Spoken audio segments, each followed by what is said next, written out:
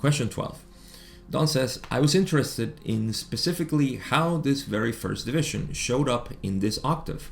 I was interested to know if it made the transition through first, second, third, fourth, fifth, etc. densities. He continues on and says, I would like to take the first mind-body-spirit complexes and trace their experience from the very start to the present, so that I would better understand the condition that we are in now by comparing it with its original, with this original growth. Could you please tell me precisely how this came about as to the formation, possibly, of the planets and the growth through the densities, if that is the way it happened, please? That's a very ambitious question, my friend. Ra will indulge and say, your queries seem more confused than your basic mental distortions in this area. Let us speak in general, and perhaps you may find a less confused and more simple method of eliciting information in this area. A very great deal of creation was manifested without the use of the concepts involved in consciousness, as you know it. The creation itself is a form of consciousness which is unified, the logos being the one great heart of creation. I'm going to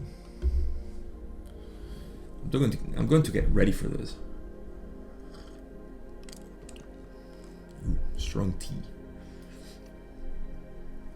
Okay. Ooh, that really got me in the nose. So, let's drink a little more then. Yeah, it's good. So, I think Don wants to know, like, he wants to take the first mind, body, spirit. It shouldn't be a complex here. I think that's noted in the material. It's actually not. I don't think it should be. Is this the raw material? Am I looking at the right thing? Yeah, I don't think this should be. Unless, I don't think that's what he meant though. So this is my correction. It's outside of the material, but I think there should be a correction here where Don says, I would like to take the first mind, body, spirit complexes and trace their experience from the very start to the present.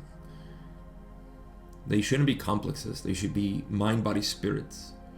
Because remember, throughout the octave, at some point, we decided to implement the veil. And yeah, that's what created the complex. So there's going to be a lot of mix here, especially in this session with mind, body, spirit and mind, body, spirit complexes. So that's my first notation. So all right, Donna wants to take the first mind, body, spirits, the first entities, and trace their experience from the very start to the present. Like, know what did they experience and how did they experience it, I guess. But he's also talking about the progression through the planets and the growth and densities and so on. So I guess that's the confusing part. And Ra says, let's just talk about it in general.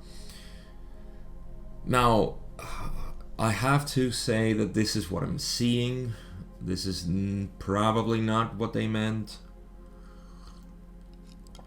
But this is what I see that they meant. So, always a good reminder to say that this is my interpretation. Please exercise your own imagination. Imagination is great for this. But I'll contribute, and this is what I see. I believe that Ra is going to talk about the beginnings of a creation. In essence, before any experience with the selected method of experiencing itself, the creator, in this case, mind, body, spirit, potentiator, matrix, and significator, where did all this come from? Was there a transfer of mind, body, spirit? How does this happen?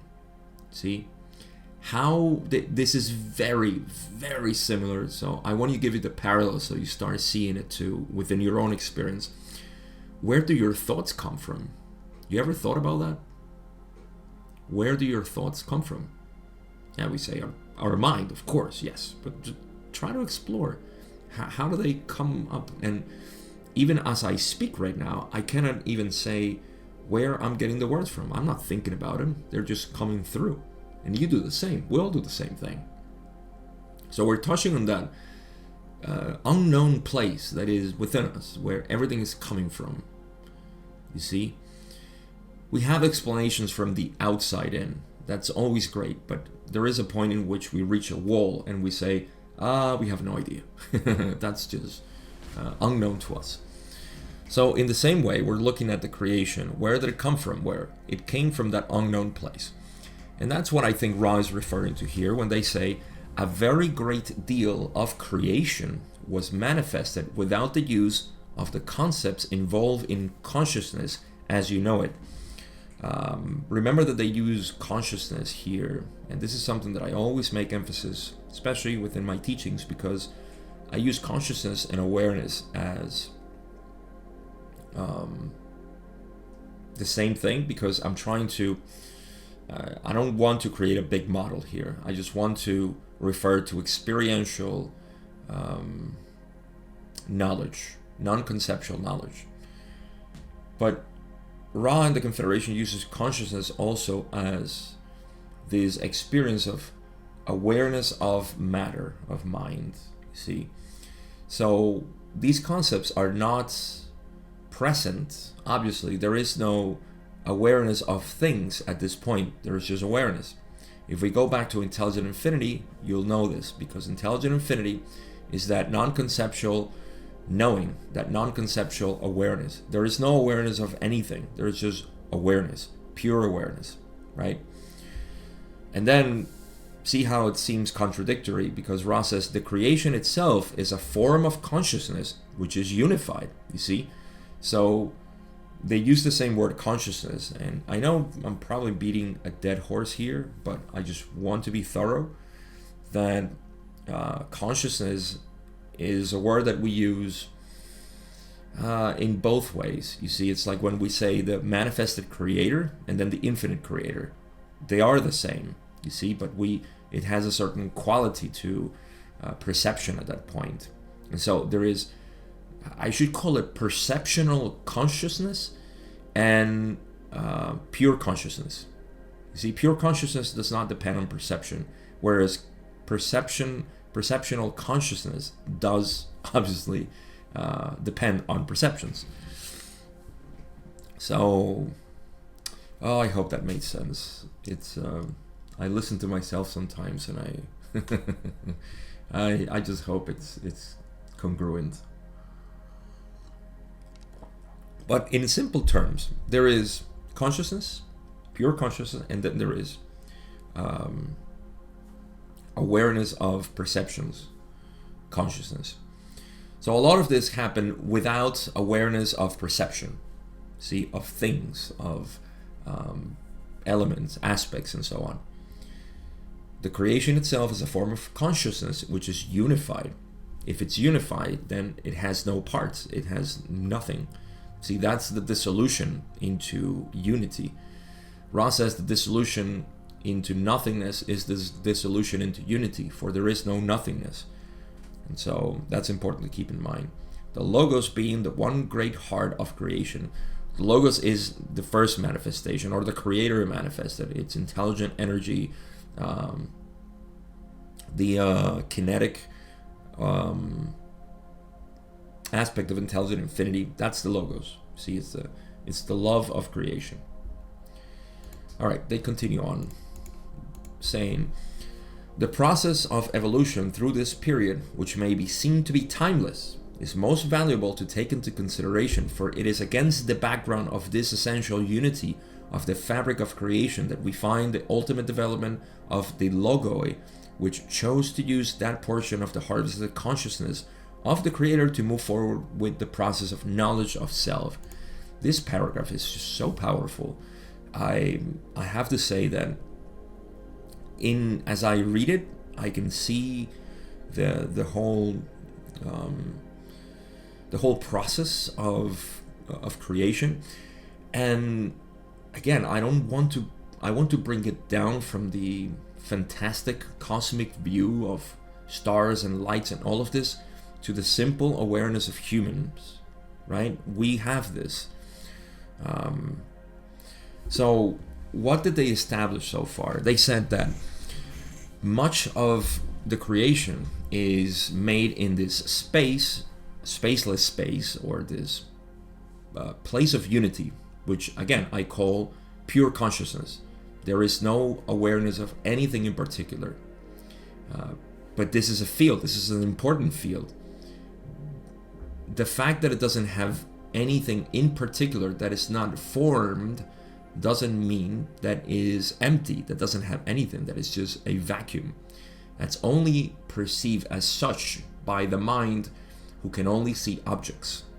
But if we eliminate the mind, then we get this feeling of beingness. And this is what we get to in mysticism. The knowledge of self is to get in touch with this field, which is not a nothingness. And often people shy away from this because they say, well, I'm so used to, they don't say it, but their minds speak this way. I don't see anything in there, so why would I bother? You see?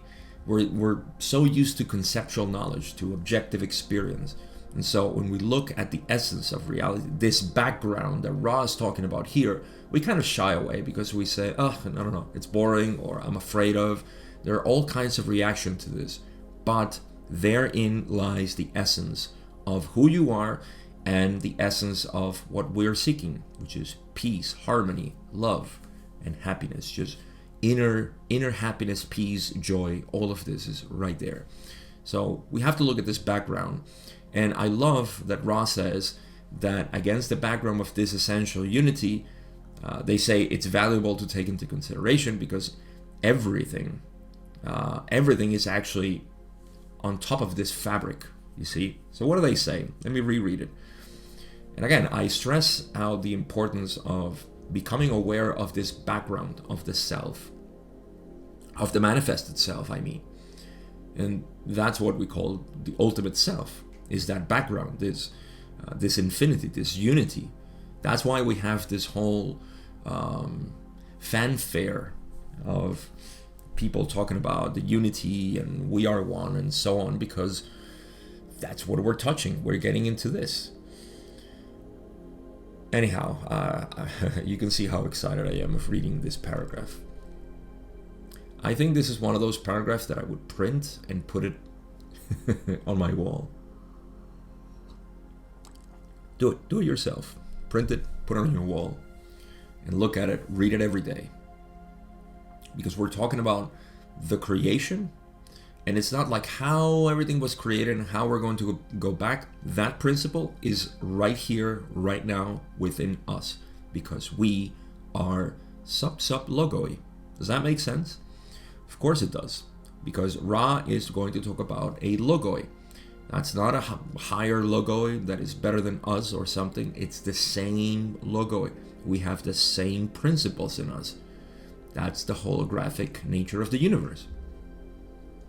So again, I'll read it, and I would love to read it 10 times, but I'll just reread it this time. The process of evolution through this period, and you see, words don't make sense here.